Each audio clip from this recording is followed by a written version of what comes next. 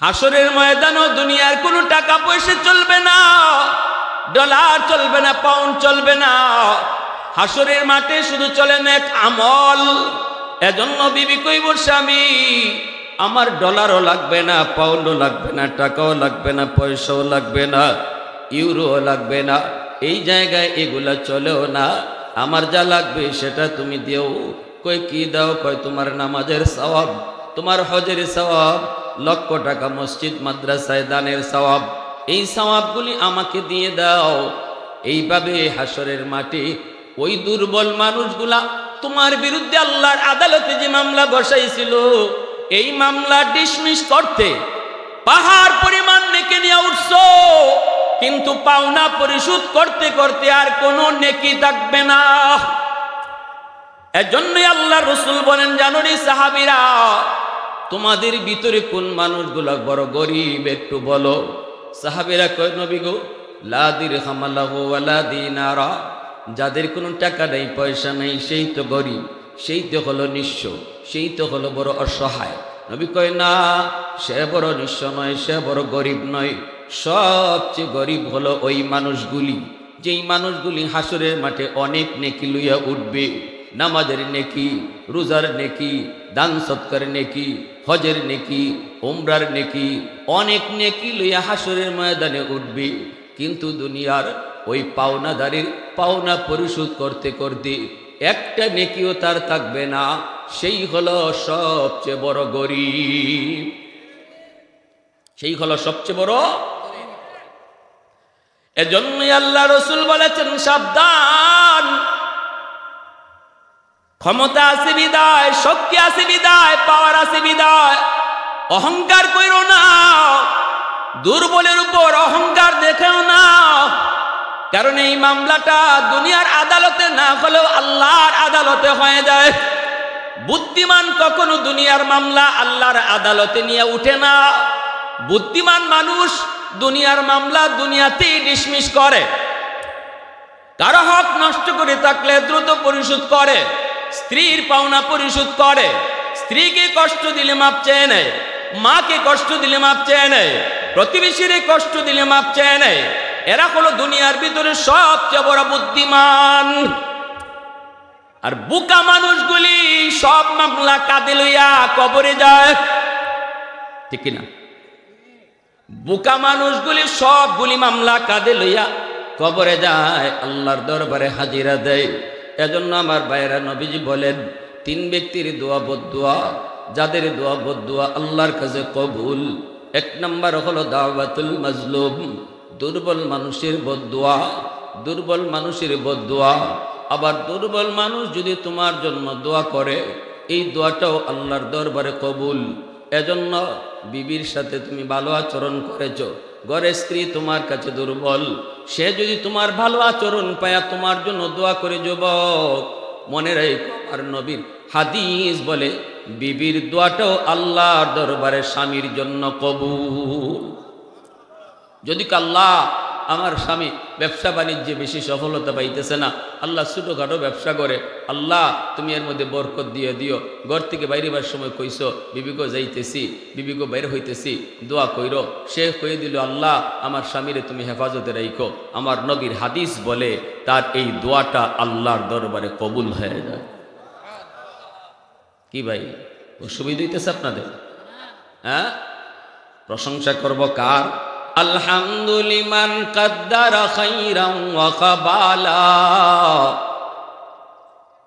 আলহামদুলিমান কাদ্দারা খাইরাম ওয়া কাবালা, ওয়া শুকরু লিমান সাওয়ারা হুসনাম ওয়া জামালা, ফরদুন সামাদুন আন সিফাতিন খালকি বারিউন, রব্বুন আযালিয়ুন খালাকাল খালকা কামালা, লা জিদ্দা ওয়ালা নিদ্দা ওয়ালা হাদ্দা লিমাওলা, লা জিদ্দা ওয়ালা নিদ্দা ওয়ালা হাদ্দা লিমাওলা, আল আনা কামা কানা ওয়ালাম ইয়ালকা যাওয়ালা, আল আনা কামা কানা ওয়ালাম ইয়ালকা যাওয়ালা। মোহব্বতের আওয়াজে বলেন আল্লাহু আকবার, আরো জোরে কোন আল্লাহু আকবার। ফেরাউনের মতো মানুষ দুর্বল মানুষের পক্ষে থাকার কারণে আল্লাহ পাক কিন্তু তার মর্যাদা বাড়ায় দিছে। দুনিয়ার লাইনে ফেরাউনের মর্যাদা বাড়ায় দিছে, কারণ ফেরাউন কিন্তু সে প্রথমে মিশরের বাদশা ছিল না। ফেরাউন ছিল একজন ভিক্ষুকের মতো একজন মানুষ। বাড়ি ছিল তার আফগানের বলকে, বলক থেকে বন্ধুকে নিয়ে বের হয়েছে কাজের সন্ধানে। খানা পায় না, চলতে পারে না। বন্ধুর নাম হলো হামান। হামানকে নিয়ে ফেরাউন বের হয়েছে কাজের সন্ধানে। কোনো কাজ নাই, কোথায় যাবে? কই মিশর। কোথায় যাবে? মিশরের বাদশার কাছে। ভাইয়েরা বন্ধুরা, রাস্তার মধ্যে প্রচন্ড ক্ষুধাও দেখতে পেল একজন মানুষ তরমুজ নিয়া জমি থেকে তরমুজ তুলতেছে। ফেরাউন যাই বলতেছে ভিক্ষুকের মতো, ভাইরি আমরা বড় প্রচন্ড ক্ষুধার্ত, আমাদেরকে একটা তরমুজ ভিক্ষা দিবানি, আমরা প্রচন্ড ক্ষুধার্ত, আমরা কাজের সন্ধানে বের হয়েছি, একটা তরমুজ তুমি দিবানি। তরমুজ ক্ষেতের মালিকে কয়, তুমি যদি একটু কাম করো আমি তোমাকে বিনিময় দেব। কই কিসের কাম? তরমুজগুলা তুমি বাজারে নিয়ে বিক্রি করবা, যা লাভ হবে আমাকে এনে দিবা, আমি তোমাকে বিনিময় দিব। ফেরাউন বড় চালাক, বড় বুদ্ধিমান, চলে গেল নিয়ে বাজারে। লাভ হলো বেশ, মালিককে বুঝাই দিল। মালিক তার উপরে অনেক খুশি, কয় নেও, তোমাকে তোমার বিনিময় দিলাম। আর এও আমি বলতেছি কাজের সন্ধানে বের হয়েছ, তুমি যদি মাসওয়ারি আমার কর্মচারী হও আমি তোমাকে কর্মচারী হিসাবে রাখবো। ফেরাউন কয়, বন্ধু হামান, এই ছোটখাটো কাজের জন্য আমি আমার বলক থেকে বের হই নাই রে, আমার টার্গেট হলো অনেক বড়। তরমুজ বিক্রি করা আমার কাম না, চলো আমরা মিশরের বাদশার কাছে যাই। চলে আসলো মিশরের বাদশার কাছে।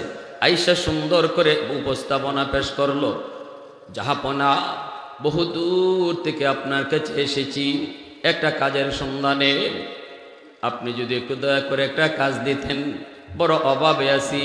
এত সুন্দর করে গুছায় গুছায় কথাগুলি বলল। মিশরের বাদশার মনে খুশি লাগলো, সে তাকে পছন্দ করলো। কয় ঠিক আছে, তুমি বলো আমার কোন কাম তোমার পছন্দ, তুমি বলো। ফেরাউন কয়, আমারে গুরুস্থানের দারোয়ান বানায় দেন। গুরুস্থান চেনেননি আপনারা? কবরস্থান নে কি করেন আপনারা?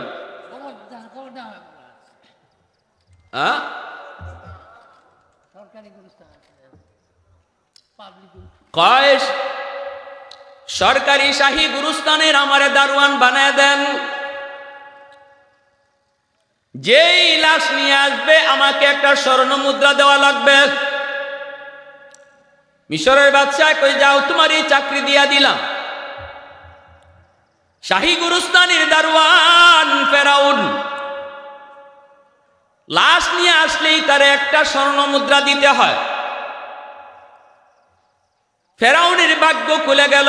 এই বছর মিশরে মহামারী দেখা দিছে, ডেলি মানুষ মরে। আর মানুষ মরলেই হেরলা, মানুষ মরলেই লাশ লইয়া আইলেই তার একটা স্বর্ণ মুদ্রা দিতে হয়। এক মাসের ভিতরেই তার তহবিল বড় গরম, নিজেও রাখে, বাদশার তহবিলও জমা দেয়। বাদশা তো তার উপরে মহা খুশি। কোন কর্মচারী তার বেতন রাইকেও এত টাকা কোনোদিন রাষ্ট্রীয় তহবিলে জমা দেয় না। ফেরাউনে যত টাকা জমা দিতেছে, মিশরের বাদশা তো বড় খুশি হয়ে গেল। তার উপর আচরণও তার বড় সুন্দর, মানুষের সাথে ব্যবহারও তার বড় সুন্দর। এভাবেই চলছে। অল্প দিনের ভিতরেই বাদশার মন জয় করে ফেলল। মাঝে মাঝে বাদশার ব্যক্তিগত কাজকর্ম কইরা দেয়, কাপড় চোপড় দুইয়া দেলায়। দেখবেন কিছু মানুষ বড় চালাক, মালিকের মন জয় করার জন্য মালিকের চোখের কথাটাও বুঝে, ঠিক কিনা? চোখের ভাষা বুঝা এটা অত্যন্ত বুদ্ধিমানের লক্ষণ। অত্যন্ত। যে সমস্ত মহিলা, কিছু মহিলা আছে দেখবেন স্বামীর গড়ে মহিলার রং বালা না, চেহারা সুরত সুন্দর না, কিন্তু এরপরও জামাই তারে খুব মায়া করে। তার মূল কারণ হইল সে এতটা বুদ্ধি রাখে, স্বামী কখন কি চাইতেছে মুখ দিয়া কওয়ার আগে বুঝালায়। কথাটা বুঝছেন? এই শুধু এতটুকু গুণের কারণে সে স্বামীর মন জয় করে নিছে। এইভাবে ফেরাউনও সে মিশরের বাদশার চোখে চোখে থাকে, যেটা তার ডিউটি না এটাও করে। যেটা রেখে ওভার ডিউটি। ওভার ডিউটি আপনি মালিকের যত করবেন তত মালিকের নজরে পড়বেন। ঠিক তেমনি আল্লাহ পাক রব্বুল আলামিনের কাছেও যদি কেউ আল্লাহর ওলি হতে চায়, আল্লাহর বন্ধু হতে চায়, তাকে তার নির্ধারিত ফরজ বিধিবিধান পালন করার পরেও কিছু নফল ডিউটি আদায় করতে হয়, যেগুলা তার ওভার ডিউটি। আর এই ওভার ডিউটি যে যত বেশি করবে সে আল্লাহর নজরে তত বেশি পড়বে। ফরজ কেন করি? কয় জান্নাত পাওয়ার জন্য। ওয়াজিব কেন করি? জাহান্নাম থেকে বাঁচার জন্য। কয় নামাজ কেন পড়ো? জান্নাত পাওয়ার জন্য। রোজা কেন রাখো? জাহান্নাম থেকে বাঁচার জন্য। সব কিছু একটা স্বার্থ আছে, একটা উদ্দেশ্য আছে। নামাজ পড়ি, এটার একটা উদ্দেশ্য আছে। রোজা রাখি, এটার একটা উদ্দেশ্য আছে। কয় নফল কেন পড়ো? কয় এটার কোনো উদ্দেশ্য নাই। নফল না পড়লেও কিছু হইতো না, নফল না পড়লেও সে জান্নাত যে পাইতো না এমন না। এরপরও কেন পড়ো? কয় আল্লাহর নজরে পড়ার লাগি। এজন্য যে মানুষ যত বেশি নফল পড়বো সে তত তাড়াতাড়ি আল্লাহর ওলি হয়ে যাবে। বুঝে আসছে ভাই? এজন্য যদি আল্লাহর প্রিয় হতে চাও, আল্লাহর ওলি হতে চাও, ওলির তালিকায় নাম লেখাইতে চাও, তাহলে ফরজ এবাদতের পাশাপাশি যত পারো নফল এবাদত করো, তত তাড়াতাড়ি আল্লাহর মায়ার নজরে পড়বা। আল্লাহ আমাদেরকে আমল করার তৌফিক দান করো। সবাই বলি আমিন। যাকাত দেওয়া ফরজ, কিন্তু যাকাতের বাইরেও কিছু টাকা মসজিদ মাদ্রাসা দুর্বল ফকির মিসকিন আত্মীয় স্বজনকে মাঝে মাঝে তুমি দান করেছো যাকাতের বাহিরে। এই যাকাতের বাহিরে টাকাটা তুমি না দিলেও আল্লাহ তোমার উপরে নারাজ নয়, কারণ তুমি যাকাতের ফরজ বিধান আদায় করেছো। কিন্তু যাকাত দেওয়ার পরেও যে তুমি যে আত্মীয়কে 5,000 টাকা দিলা, 1,000 টাকা দিলা, তুমি যে তোমার খালাকে 500 টাকা দিলা, এতে করে আল্লাহর মন খুশি করে নিছো। কার মন খুশি করে নিছো? জোরে বলেন কার? আল্লাহর মন খুশি করে নিছো। ফেরাউনও এইভাবেই সে মিশরের বাদশার নজরে পড়ে গেল। বাদশা তো তার উপরে বড় মহা খুশি। কিছুদিন পর দেখা গেল শহরের মেয়র কাকে বানানো হবে, শহরের মেয়র কাকে বানানো হবে এই নিয়ে একটা জরুরি মিটিং। বাদশা ডাইরেক্ট ঘোষণা দিয়া দিল, আজ থেকে ফেরাউন হবে। তখন তার নাম ফেরাউন নয়, কোন কোন কিতাবে লেখছেন কামুস। মিশরের বাদশার উপাধি ছিল ফেরাউন। মুসা নবীর জমানার ফেরাউনের নাম আসল নাম ছিল কামুস।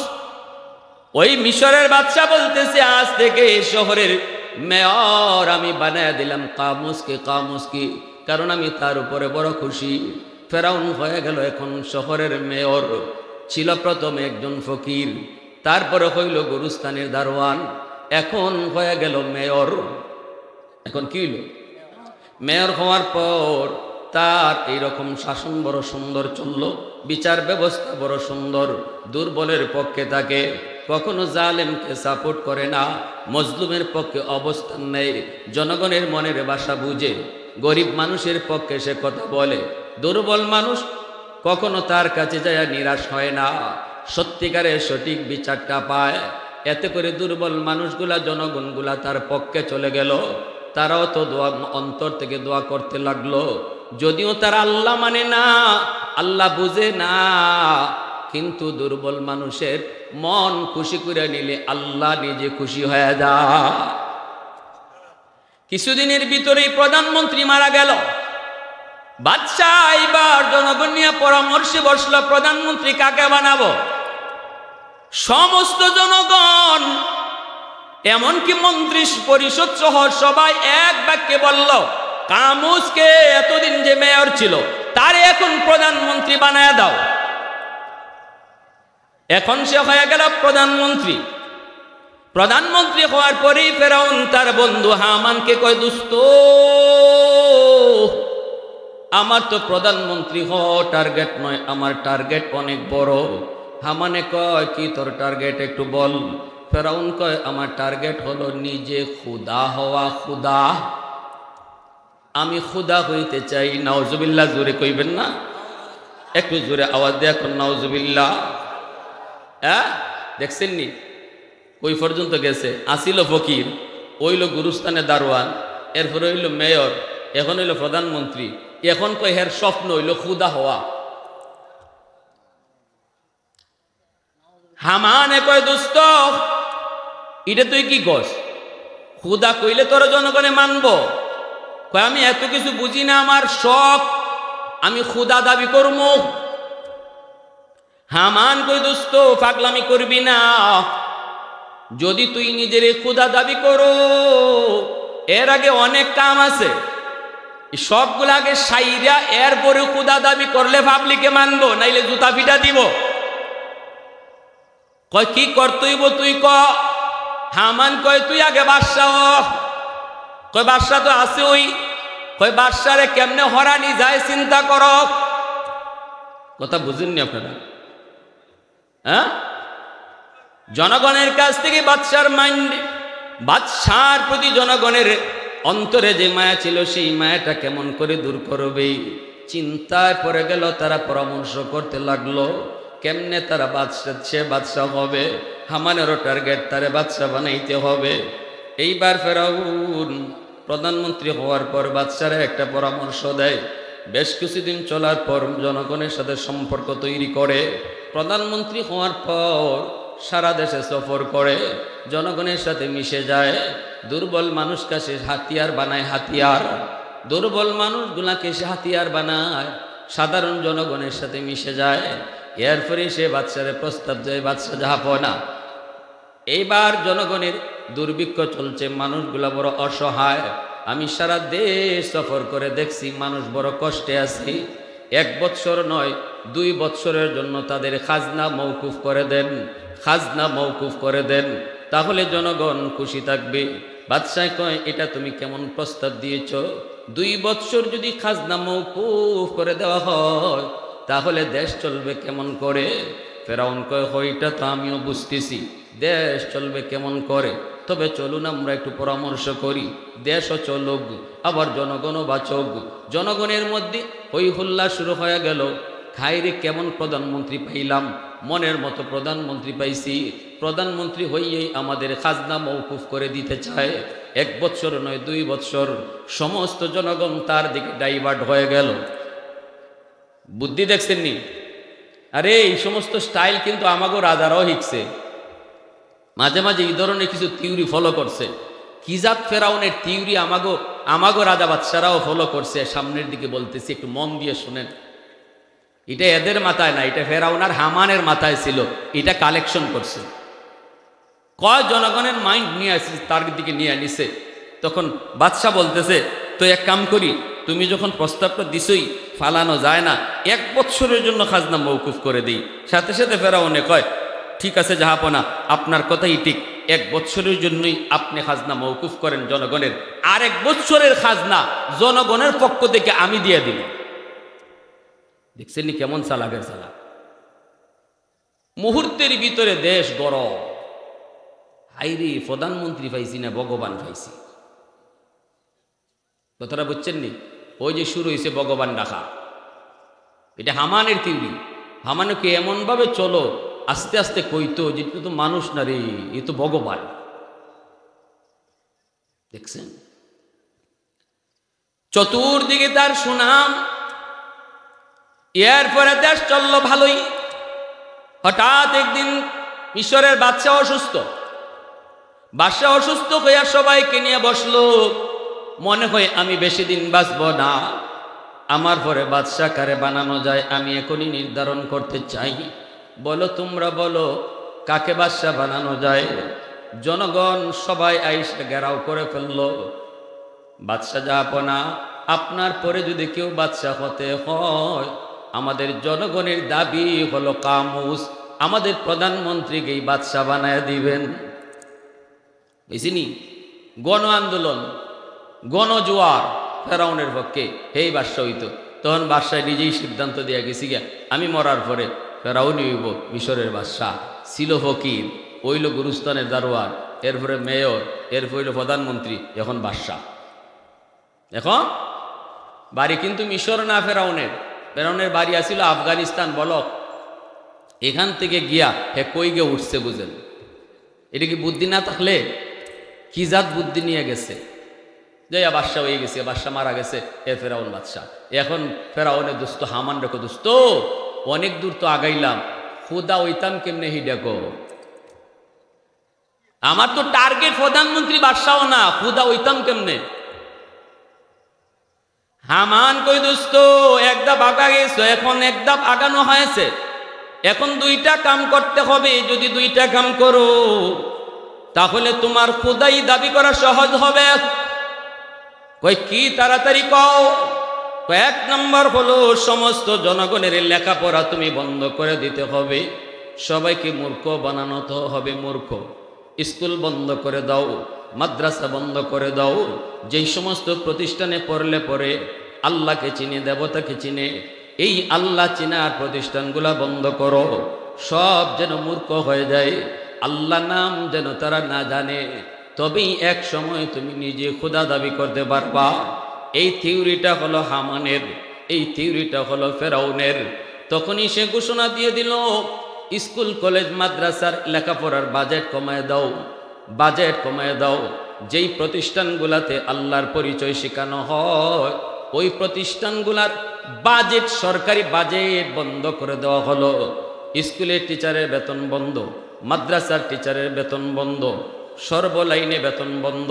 এই কথা কয় না মাদ্রাসা আজকে থেকে বন্ধ, এই কথা কয় না, কয় এভাবে কইলে জনগণ খেপব না, না, যেই দিক দিয়ে টাকা আসে, পয়সা আসে, ওই লাইন কেটে দাও, অটোমেটিক দেখবা পড়ালেখা বন্ধ হয়ে গেছে। আর ঘোষণা দাও, যারা বেকার, যারা বেকার, যারা ঘরে বসে বেকার, তাদেরকে মাসের মাস ভাতা দেওয়া হবে, বেকারদেরকে ভাতা দাও, পড়ালেখা যারা করে এদের টাকা বন্ধ করে দাও। আসেননি আপনারা? মনোযোগ আছে? কার কার আছে একটু দেখান হাত উঠে আল্লাহকে। আল্লাহ কবুল করো, জোরে বলি আমিন, আরো জোরে বলি আমিন। যদি আল্লাহর নাম না থাকে, আল্লাহকে না চিনে, পরবর্তী জেনারেশন যারা পড়ালেখা বন্ধ কইরা ঘরে বইয়া বইয়া বেতন পাইতেছে, ঘরে বইয়া বইয়া যদি বেতন পাওয়া যায়, হের কেট টেকা পড়ছে, স্কুলে যাইতো, মাদ্রাসা যাইতো, ঠিক কিনা জোরে কম? কেট টেকা পড়ছে, ঘরে বইয়া বইয়া তারে বেতন দিতে হইতেছে, ভাতা দিতেছে। কিসের ভাতা? কয় বেকার ভাতা। কইতে যে মাদ্রাসায় পড়ে, কই এখানে গেলে টাকা নাই, পয়সা নাই। ছাত্র যেও দুই একজন যায়, গিয়া দেখে উস্তাদ নাই, থাকবো কি কইরা, বেতন তো নাই, উস্তাদ আইব কি কইরা। অল্প দিনের ভিতরেই দেখা গেল স্কুল খালি, মাদ্রাসা খালি, কোনো ছাত্র নাই, সব ঘরে বইয়া বেকার। হ্যাঁ মানে কয় দোস্ত একটা হইছে, এখন আরেকটা দরকার। কয় আরেকটা কি? কয় এখন সবগুলির চরিত্র নষ্ট করো, নারী পুরুষের অবাধ মেলামেশা ঘটাও, চরিত্র যেন না থাকে। যার চরিত্র নাই এ মানুষ না, এ হায়ওয়ান হয়ে যায়।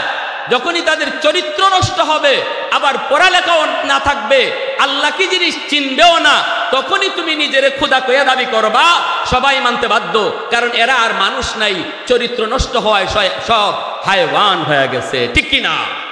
এজন্য ইংরেজিতে একটা প্রবাদে বলে, health is lost, something is lost, everything is lost, health is lost, something is lost, wealth is lost, something is lost, but character is lost, everything is lost. স্বাস্থ্য নষ্ট হয়েছে, কমই নষ্ট হয়েছে, সম্পদ নষ্ট হয়েছে, এটাও কিচ্ছু না, কিন্তু তোমার চরিত্র নষ্ট, সব নষ্ট হয়ে গেছে, ঠিক কিনা জোরে কম? এজন্য আমাদের দেশেরও এই ধরনের কিছু কিছু শাসক গোষ্ঠী ছিল, জানি না আবারও আসে কিনা, তাদের মাথায় এরকম ফেরাউনের থিওরি আর হামানের থিওরি ঢুকছে। কই মাদ্রাসা বন্ধ করো, কেন বলবো? এই দেশটাকে নাস্তিক্যবাদী দেশ বানাইতে হলে, ইউরোপীয় কালচারে এই দেশকে গঠন করতে হলে, বাধা হলো মৌলবীরা, বাধা হলো টুপিওয়ালারা, বাধা হলো দাড়িওয়ালারা, বাধা হলো নামাজিওয়ালারা, বাধা হলো এক আল্লাহর পরিচয় যারা অন্তরে রাখে এরা।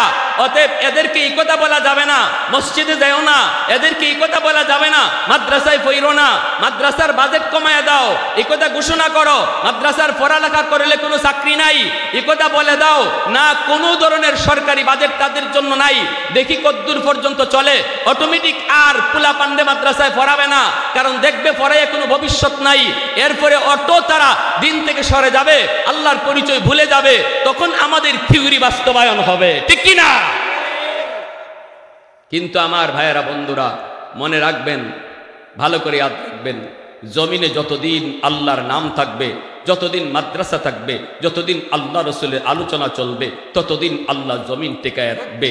ওই মন্ত্রী জানে না, ওই এমপি জানে না এই মাদ্রাসা, যে মাদ্রাসা বন্ধ করার জন্য সে এত চালাকি করছে, এই মাদ্রাসার উসিলায় আল্লাহ এই মন্ত্রীরে এখনো চেয়ারে বসায় রাখছে। এই কোরআনের আওয়াজের উসিলায় এখনো আল্লাহ এমপিরে তার চেয়ারে বসায় রাখছে। এই মাদ্রাসার উসিলায় আল্লাহ এখনো চেয়ারম্যানকে তার চেয়ারে বসায় রাখছে। এই খবর তাদের নাই। অতএব যদি জমিনে বাঁচতে চাই, যদি জমিনে আমি আপনি সুস্থভাবে জীবনযাপন করতে চাই, যার যার অবস্থান ধরে রাখতে চাই, নিজ দায়িত্বে মাদ্রাসা টিকায় রাখতে হবে, কোরআনের মাহফিল ধরে রাখতে হবে, আল্লাহর কোরআনের আওয়াজ চালু রাখতে হবে। যদি আওয়াজ বন্ধ হয়, আমার জীবনও আল্লাহ বন্ধ করে দিবে, ঠিক কিনা? আল্লাহর আওয়াজ বন্ধ, আমার আওয়াজও বন্ধ। আল্লাহর আওয়াজ বন্ধ, আমার আওয়াজও বন্ধ। এটা আল্লাহর ঘোষণা। যতদিন জমিনে আল্লাহর আওয়াজ চলবে, আল্লাহ তোমার আমার মুখ দিয়ে আওয়াজ বের করাবে। যেদিন থেকে আল্লাহর আওয়াজ বন্ধ, এদিন আর আমার মুখ দিয়েও আওয়াজ আর চলবে না। এজন্য এই বাংলাদেশেও আমরা দেখেছি, যতজন কোরআনের শিক্ষার বিরুদ্ধে কথা বলেছিল, একজনকে আল্লাহ তার জায়গায় রাখে নাই, একজনকেও রাখে নাই। আপনাদের এলাকারও একজন আসিল, মাদ্রাসার বিরুদ্ধে, কোরআন শিক্ষার বিরুদ্ধে কথা কইয়া সব হারাইছে। শেষ পর্যন্ত ফ্যানটা পড়ছে, ইডো মাটিত না পড়ে হের কাল্লত পড়ছে। কিউ নাম কি দা? টাকলা মুরা। ও রে, ওহন মনে হয়েছে আপনাদের না? হ্যাঁ, ফ্যানটাও পড়ছে মাথা। আরে আফসুস করে কই, হাই রে, ফ্যানেও আমারে বালা ফেনা। ফ্যানটাও বুঝি আর পড়বার জায়গা পাইল না, আমার মাথাতেই পড়ল।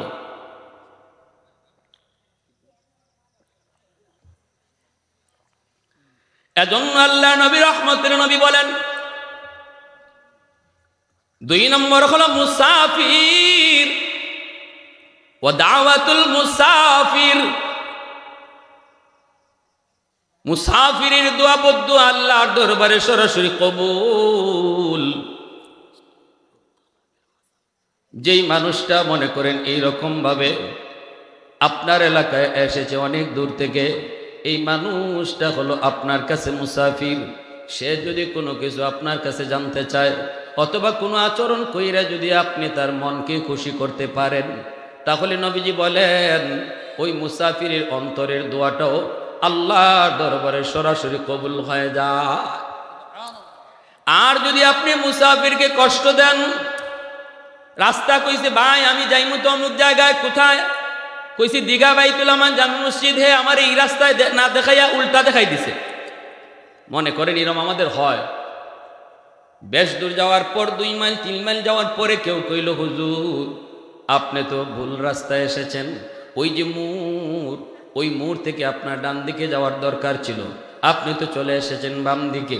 বলুন তো, যেই মানুষটা আমাকে বাম দিকে দেখায় দিল, এই মানুষটার প্রতি অন্তরে আমি খুশি নাকি বেজার? আল্লাহ রসুল বলেন, ওই মনের ভিতরে যে কষ্ট তুমি দিয়েছ রে যুবক, তুমি হয়তো তার সাথে একটা ছলনা করেছ, একটু মজা করেছ, হয়তো তুমি বন্ধুদেরকে নিয়ে অনেক মজা করেছ, দেখায় দিছে এখন গে গুইরা আপ, এই কইয়া তুমি মজা নিতেছ, কিন্তু তুমি জানো না তার দিলের কষ্ট আল্লাহর আদালতে মামলা হয়ে গেছে। আল্লাহর আদালতে এটা এমন জটিল মামলা, জটিল মামলা। 3 নম্বরে নবী কয় দাওয়াতুল ওয়ালিদি আলা ওয়ালাদিহি, মা বাবার দোয়া বদুয়া আল্লাহর দরবারে সরাসরি কবুল।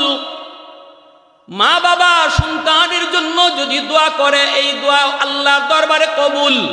বাপ মা যদি সন্তানের জন্য বদুয়া দেয়, নবীজি বলেন এই বদুয়াটাও সরাসরি কবুল। এজন্যই মুসা নবী বলেছিলেন, আল্লাহ ও মালিক, জান্নাতে আমার বন্ধু কে হবে একটু দেখাইবানি, দুনিয়াতে দেখতে মন চায়। আল্লাহ বললেন, মুসা যাও অমুক বাজারে, যা দেখবে একজন মানুষ কসাই, গোশত বিক্রি করে, এই মানুষটাই হলো জান্নাতে তোমার বন্ধু। মুসা নবী নাম ঠিকানা লইয়া ওই লোকটার কাছে চলে গেলেন দেখার জন্য, কে সেই মানুষ, কি তার নেক আমল, যেই আমলের কারণে সে জান্নাতে এত বড় নবীর বন্ধু হবে। যায়া সালাম দিলেন, পরিচয় নিলেন, সব কিছু মিলে গেল। মূসা নবী নিজের পরিচয় দেন নাই, মুসাফির মুসাফির হইয়া পরিচয় দিয়া বলতেছেন, ভাইরে আমি তোমার বাড়িতে আজকে মেহমান হতে চাই, আমাকে মেহমানদারি করবানি। লোকটাই কয়, আমি তো মেহমানদারির পাগল, আসেন আজকে আপনি আমার বাড়িতে মেহমান হন। আল্লাহ নবী কয়, মান আরাদা আইয়াবসুতার রিজকা ফালইউকরিম দাইফা। কেউ যদি রিজিকের ভিতরে প্রশস্ততা চাও, ব্যবসার মধ্যে প্রশস্ততা চাও, চাকুরির মধ্যে প্রমোশন চাও, লেখাপড়ার ভিতরে বরকত চাও, মনের আশা পূরণ করতে চাও, নবীজি বলেন বেশি বেশি করে মেহমানদারি করো, বেশি বেশি করে মেহমানদারি করো, আল্লাহ তোমার রিজিক বাড়ায়া দিবে। আমি আপনি মনে করি মেহমানে খাইয়া কমায়া যায়, আর রাসূল কয় মেহমানে খাইলে আল্লাহ বাড়ায়া দেয়। সুবহানাল্লাহ, আস্তে কোন। আমি আপনি মনে করি মেহমানে কমায়, কিন্তু নবী কয় মেহমানে বাড়ায়। আমারটা ঠিক না নবীরটা ঠিক? কি ভাই, আমি আপনি অনেক কিছু বুঝি না, কিন্তু আমার নবী না বুঝে কিছু বলেন না। কারণ নবী নিজের থেকে কিছুই বলেন না, কার ইশারায়? মা ইয়ানতিকু আনিল হাওয়া ইন হুয়া ইল্লা ওয়াহয়ুন ইউহা। আল্লাহ নবী কয় আমি নিজের থেকে কিছুই বলি না, যা বলি আমার আল্লাহর ইশারায় বলি। এজন্যই এই কথা কয় না ভাইরা আমার, মূসা আলাইহিস সালাম তিনি বলেন আমাকে আপনি মেহমানদারি করাবেন নি। লোকটাই কয় চলেন। এইবার নিয়ে গেল বাড়িতে। মূসা নবী বলেন আমি যাই দেখলাম লোকটাই ঘরে ঢুকলো, ঢুকে বিবির রুমেও ঢুকলো না, সন্তানের রুমেও ঢুকলো না, ঢুকলো যে একটা ছোট্ট ঘরে, যেই রুমটার মধ্যে একজন বৃদ্ধা মহিলা, বয়স্ক একজন মহিলা কবুতরের মতো হয়ে গেছে বয়সের ভারে, এই মহিলাটাকে নিয়ে এসে কুলে উঠালো, কুলে উঠাইয়া কপালে চুমু খাইল। এরপরে হাতের মধ্যে যে খানা নিয়ে এসেছি, এই খানাটা তুলায়া তুলায়া তারে খাওয়াইতেছে। আমি দেখতেছি সারাদিন উপবাস থাকার কারণে তার ছোট ছোট বাচ্চাগুলি বাবার পায়ে পইরা কাঁদতেছে আর বলতেছে আব্বু সারাদিন কিছু খাই নাই, বাবা আমাদেরকে তাড়াতাড়ি খানা দেন, আমরা আর পারতেছি না। সন্তানগুলি বাবার পায়ে পইরা কান্দে, এরপরও সন্তানের মুখে খানা দেয় না, মার মুখে তুলে তুলে খানা দিতেছে আর বলতেছে বাবারে একটু ধৈর্য ধরো, আগে তোমাদের দাদুরে খানা খাওয়ায়া নেই। আমি আপনি ঘরে ঢুকাই আগে সন্তানের কাছে যাই, কমলা নিয়ে গেলে সন্তানের হাতে আগে দেই, কিন্তু নারে যুবক, সন্তানের হাতে না দিয়া মা থাকলে মার হাতে আগে দাও। এই কমলা তোমার মা আগে খাবে না, এই কমলা চুলাইয়া তোমার সন্তানকে আগে খাওয়াবে। কিন্তু মার হাতে দেওয়ার কারণে মার দিল খুশি। নবীজি কয় রাদার রব্বি ফি রাদাল ওয়ালিদাইন, আল্লাহ পাক কয় বন্ধু জানায় দাও ওই কমলা মার হাতে দিয়া মারে খুশি করে নাই, মারে খুশি করার সাথে সাথে আমি আল্লাহকে খুশি করে নিল। বাবার হাতে কমলাটা দেওয়ার কারণে বাবাকেই শুধু খুশি করে নাই, আমি আল্লাহকে খুশি করে নিছি। বন্ধু তুমি জানে দাও, জানে দাও। এজন্য ওই মানুষটা, ওই কসাই মানুষটা মাকে কুলে তুইলা, মাকে চুমু খায়া, মাকে তুলায় তুলায় খাওয়ায়, নিজের সন্তানরে পরে খাওয়ায়। এরপরে মূসা নবী কয় ভাই ইনি কে? কয় আমার মা। বাচ্চাগুলি কার? কয় বাচ্চাগুলি আমার। বাচ্চাগুলির আগে দেও নাই? কয় না, আমার মাকে আমি আগে খাওয়াই। মূসা নবী কয় এটা কতদিন যাবত? লোকটায় কয় ভাই এটা 40 বছর যাবত। একটু আওয়াজ দিয়ে কও না রে ভাই সুবহানাল্লাহ, আর একটু জোরে কও না সুবহানাল্লাহ। वहदत की हिफाजत नहीं बेकुव्वत बाजू, वहदत की हिफाजत नहीं बेकुव्वत बाजू, आती नहीं कुछ काम हक ले खुदा दाद, आती नहीं कुछ काम हक ले खुदा दाद, आए मर्द खुदा तुझको कुव्वत नहीं हासिल, जा बैठ किसी गार में अल्लाह को कर याद, जा बैठ किसी गार में अल्लाह को कर याद। ये सच है कि बातिल की तरफदार नहीं हम, गद्दार न समझो हमें गद्दार नहीं हम, गद्दार न समझो हमें गद्दार नहीं हम। फूलों की तरह नरम मिजाज अपना है नाज़र, हम तेरी नहीं नेज़ा व तलवार नहीं हम, हम तेरी नहीं नेज़ा व तलवार नहीं हम। এইবার মুসা নবী কয় ভাই দেখলাম তোমার মা কি যেন বিড়বিড় করে দোয়া করে, কি দোয়া করলো বুঝি নাই। লোকটাই কই ভাই রে আমার আম্মা সবসময় দুইটা দোয়া করে, একটা দোয়া হলো আল্লাহ আমার সন্তানকে তুমি দুনিয়ার মধ্যে রিজিকের অভাবে ফেলাও না, রিজিকের অভাবে ফেলাও না। আমার আম্মার এই দোয়াটা কবুল হয়ে গেছে। আমি ব্যবসা করি, ছোট ব্যবসা, কিন্তু কোনো অভাব নাই, কোনো অভাব আল্লাহ আমার রাখে নাই। কেউ আমার কাছে কোনো কিছু পাওনাদার না, আমি পাই কিন্তু আমার কাছে কেউ পায় না। সুন্দরে সংসার চলছে, কোনো অভাব আমার নাই। মার দোয়া কবুল হয়েছে। আরেকটা দোয়া আমায় করে, এই দোয়াটা কবুল হবে কি হবে না জানি না। আমার মন বলে এটা কেমনে হবে? মুসা নবী কয় কি সেই দোয়াটা একটু বলো। লোকটাই কই আমার আম্মা দ্বিতীয় দোয়াটা করে, আল্লাহ আমার সন্তানের উপরে আমি এত খুশি, মালিক তুমি আমার সন্তানকে জান্নাতে তোমার পয়গম্বর মুসা নবীর বন্ধু বানাইও। এই কথা বলতে আল্লাহর পয়গম্বর মুসা সাজদায় পরে কান্না শুরু করে দিল, আর কয় মালিক আমি পেয়ে গেছি কোন আমলের কারণে তোমার এই বান্দা আমার সাথে জান্নাতে বন্ধু হবে। মুসা নবী এবার লোকটার বুকে জড়ায়া গালে চুমা দিয়া কপালে চুমা দিয়া কই বাবা আয় আমার বুকে আয়। তোমার মার দ্বিতীয় দোয়াটাও আল্লাহর দরবারে কবুল হয়ে গেছে। আমি হলাম বনি ইসরাইলের পয়গম্বর যার নাম হলো মুসা। আমি আল্লাহর কাছে জানতে চেয়েছিলাম মালিক জান্নাতে বন্ধু আমার কে হবে একটু দেখতে মন চায়। আল্লাহ তোমার ঠিকানায় আমাকে পাঠিয়ে দিছি। আমি তোমার কাছে মুসাফির সেজে আসলাম, কি তুমি নেক আমল করো সেটা দেখার জন্য। কোন আমলের কারণে আল্লাহ তোমার উপরে এত খুশি, এত খুশি, জান্নাতে আমার বন্ধু বানিয়ে দিবে। আমি আয়া পেয়ে গেছি তোমার মার দোয়ার কারণে আল্লাহ তোমার উপর এত খুশি, যে খুশির কারণে জান্নাতে আমার বন্ধু বানিয়ে দিছে। এজন্য আল্লাহ নবী কয় মা বাবার দোয়া বদ্দুয়া আল্লাহর দরবারে সরাসরি কবুল হয়ে যায়, সরাসরি। আর যদি কোনো সন্তানের উপরে বাপ মায় বদ্দুয়া দেয়, এই বদ্দুয়া কিন্তু সরাসরি কবুল হয়ে যায়। এক যুবক ওই দিনও পত্রিকার মধ্যে পড়লাম, যুবক বলতেছে আমার মা, আমি কিছু বুঝ হওয়ার পরে দেখলাম আমার আম্মা আমার আব্বা নাই।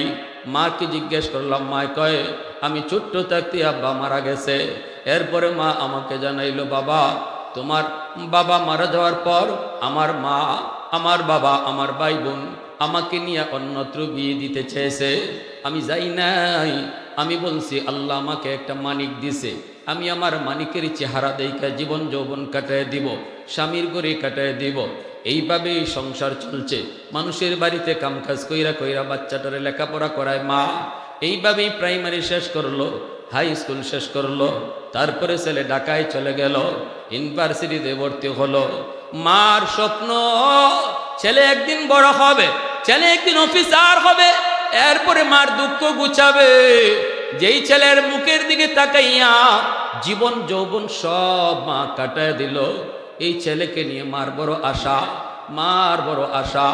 একদিন দেখা যায় ছেলে বউ নিয়ে বাড়িতে হাজির হয়ে গেছে। মায় কয় বাজান কি কে সে? আম্মা তোমার বউ। কেমনে কি হলো? কয় মা এত কিছু বইলা লাভ নাই, পছন্দ হয়েছে আমার স্যারের মেয়ে, বিয়ে করে ফেলেছি। মায় কয় বাজান একটু বললেও তো পারতি, আমি তোর বিয়েতে একটু যাইতাম। তুই তো আমার এমন এক সন্তান, যে সন্তানের কারণে আমি আমার সব ছেড়েছি, বিয়েটা একটু মারে জানাইতি। কয় মা জানাইবার টাইম পাই নাই।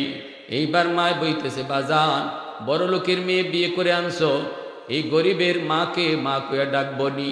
কয় মা গো ডাকবো, অসুবিধা নেই, আমি সব কইছি। কিছুদিন যাইতে না যাইতেই চেঞ্জ। বড় লোকের মেয়ে, গ্রামের মহিলা মা ডাকতে লজ্জা হয়। অফিস থেকে স্বামী আসলে পরে স্বামীর কানে কানে মার বিরুদ্ধে নালিশ দেয়।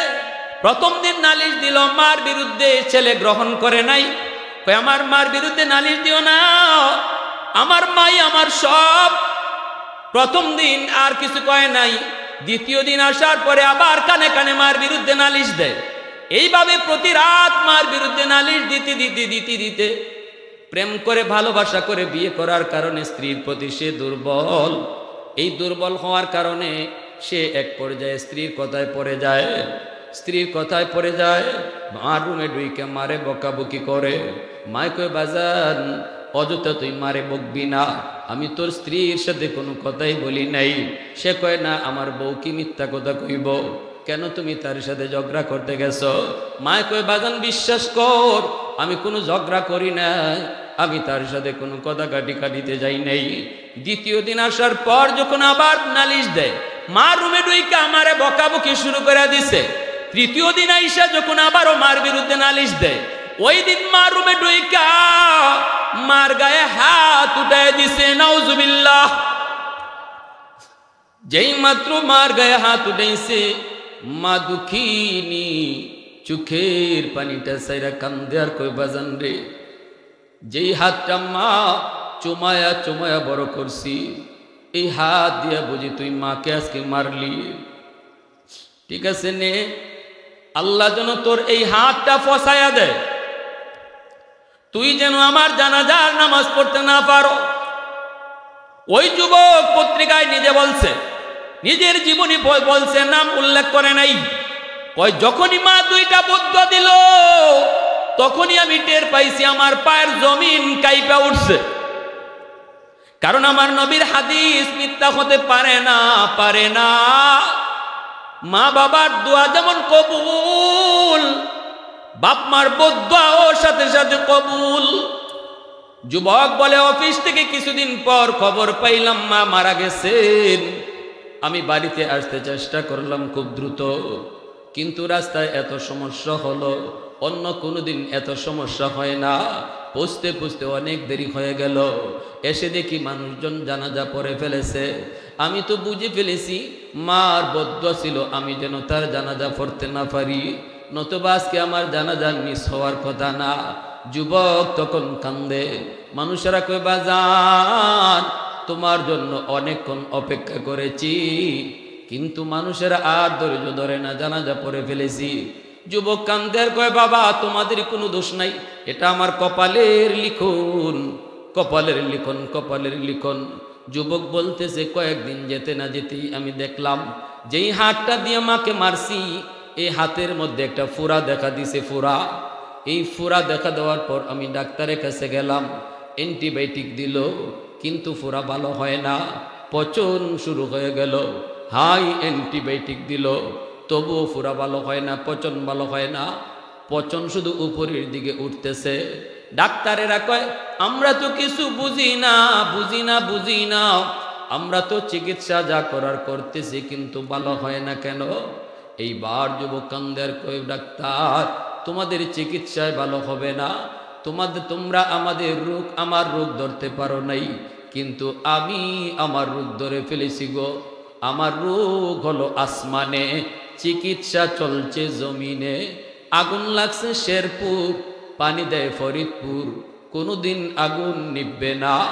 আমার রোগ হলো আসমানে, চিকিৎসা যতই হবে জমিনে, কখনো সেই রোগ ভালো হবে না। ওই যুবক কয় কিছুদিনের ভিতরেই দেখা গেল আমার হাতের পচন, হাতের পচন বাড়তেছে আর দুর্গন্ধ ছড়াইতেছে। আমার স্ত্রী, আদরের স্ত্রী, যেই স্ত্রীর মায়ায় পইরা আমি আমার মার গায়ে হাত উঠাইছি, এই স্ত্রীও আমাকে সাইরা বাপের বাড়ি চলে গেছে। দুর্গন্ধে টিকতে পারে না। এলাকার মানুষেরা কই তাড়াতাড়ি বের হ, তোর কারণে আমরা এলাকায় থাকতে পারবো না, আমাকে এলাকা থেকে বের করে দেওয়া হয়েছে। এখন আমি কাপড় দিয়া ওই পচন পেঁচে রাখি আর মসজিদে মসজিদে দিন কাটাই, রাত কাটাই, সাজদায় পরে পরে আল্লাহর কাছে কান্দি। কিন্তু আল্লাহ পাক আমারে মাফ করবে কিনা জানি না। এজন্য আমার রসুল দয়ার নবী মায়ার নবী বলতেছে, উম্মতের দল, যদি বাপ মার কলিজায় ব্যথা থাকে, মঈনুদ্দিন চিশতি আব্দুল কাদের জিলানীরে আইনাও যদি তোমার ঘরে তুমি দোয়া করাও, তবুও কিন্তু আল্লাহ খুশি হবে না যতক্ষণ পর্যন্ত মা বাবা নিজে খুশি না হবে। আব্দুল কাদের জিলানীকে ঘরে আইনা দোয়া করাও, দোয়া কবুল হবে কি হবে না কোনো গ্যারান্টি নেই। কিন্তু আমার রসুল বলছে, মা যদি ভাঙ্গা করে বৈশা দোয়া হাত উঠায়, বাবা যদি ভাঙ্গা করে বৈশা হাত উঠায়, এই দোয়া কবুল হবে, এর গ্যারান্টি আছে। সুবহানাল্লাহ জোরে বলেন। তাহলে যার দোয়া কবুল হওয়ার গ্যারান্টি আছে, তাকে তুমি খালি কমলা খাওয়াও না আর বাবার দরবারে গরু লইয়া যাও, এমন খুশি আল্লাহরে জীবনও করাইতে পারবা না, ঠিক কিনা? যে খুশি হলে আল্লাহ খুশি, তারে খুশি করার কোনো চিন্তা নাই। আর ফিসাবরে খুশি হলে আল্লাহ খুশি, এমন কোনো হাদিস পাই নাই। আমরা এই কথা বলি না যে হক্কানি পীররে খুশি করেন না, করেন। যদি আল্লাহওয়ালা হন, হক্কানি পীর বুজুর্গ হন, তাহলে আলহামদুলিল্লাহ। বাংলাদেশে হক্কানি পীর বুজুর্গ আছেন, চরমুনার হজরত আছেন, এরকম আরো বহু হজরত ওয়ালারা আছেন। যেমন 27 তারিখ আসতেছেন ফয়জুল করিম সাহেব আপনাদের এলাকায়, আলহামদুলিল্লাহ। হক্কানি পীর বুজুর্গ, তাদের কাছে যান, খুশি করেন। কিন্তু তারা খুশি হলে আল্লাহ খুশি হাদিস পাই নাই। হাদিস আমরা পেয়েছি, বাপ মা খুশি হলে আল্লাহ খুশি, ঠিক কিনা জোরে কোন? দাওয়াত ও তবলিগের সাথে সময় দেন। আলহামদুলিল্লাহ আপনাদের এলাকা তবলিগের একটা পুরা পরিবেশ। জানুয়ারির 10, 11, 12 ইজতেমার ময়দান, এখানে যান, এই কথাগুলাই শিখাইবে, ইসলামের মূল কথাগুলা শিখাইবে। কোন পথে হাঁটলে আল্লাহকে আমরা পাবো? নিজের মন গড়া পথে হাঁটলে আল্লাহকে পাওয়া যায় না, আল্লাহরে খুশি করা যায় না। আল্লাহকে খুশি করার লাইন কোনটা? নবী যেই রাস্তা দিয়ে হাইটা আল্লাহরে খুশি করছেন, আমাকে আপনাকে এই রাস্তা দিয়ে হাঁটতে হবে, ঠিক কিনা? এই রাস্তা দিয়ে হাঁটতে হবে আমার ভাইয়েরা। এজন্য আল্লাহ রসুল সাল্লাল্লাহু আলাইহি ইসলামের কথার দিকে আমরা খেয়াল রাখি, নবীজির কথা অনুযায়ী আমল করার চেষ্টা করি। আল্লাহ রসুল সাল্লাল্লাহু আলাইহি ইসলাম বলেছেন, সাবধান, এই 3 ব্যক্তির দোয়া বদদুয়ার দিকে খেয়াল রাখো। পারলে তাদের কাছ থেকে দোয়া নিও, যদি দোয়া নিতে নাও পারো অন্তত কষ্ট দিও। জোরে বলেন, যদি দোয়া নিতে নাও পারো অন্তত কি করো না? কষ্ট দিও না, বদদুয়া নিও না। যদি দোয়া নাও নিতে পারো বদদুয়া নিও না। এক হলো দুর্বল মানুষ, ক্ষমতা দেখাইয়া কারো উপরে হুকুম জারি করো না, সাবধান, এই কষ্ট তারে দিও না। 2 নম্বর, অপরিচিত মানুষ, দূরের মানুষ, মুসাফির মানুষ পাইলে পরে সুন্দর ব্যবহার কইরো, যদি তা না পারো অন্তত তার কষ্ট দিও না। 3 নম্বর, মা বাবা, তাদের সাথে ভালো আচরণ করো, কারণ তাদের পায়ের নিচে তোমার জান্নাত। তারা খুশি তো আল্লাহ খুশি, যদি তা না পারো কষ্ট দিও না। রসুল কই, যেই ছেলে রাতের বেলা বাপ মারে খুশি করে ঘুমায়, সকাল হইতেই তার জন্য জান্নাতের দরজা আল্লাহ খুলে দেয়।